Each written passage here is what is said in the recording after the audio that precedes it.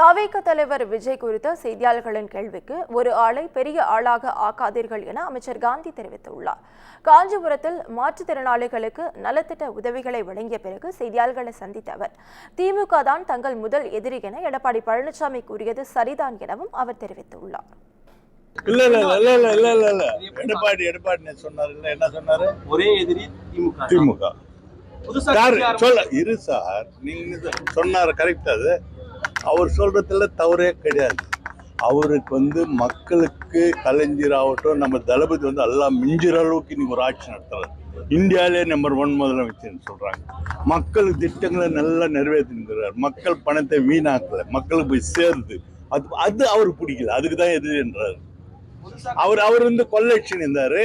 அதுக்காக நான் இது எதிரி, இவர் விட்டா இவர் இப்படியே பண்ணின்னு போவார், மக்கள் பணத்தெல்லாம் வீணாக்க மாட்டாரு, அவங்க மக்களுக்கே போய் சேர்த்தா சேரக்கூடாதுன்ற எண்ணத்துல அவர் சொல்றாரு.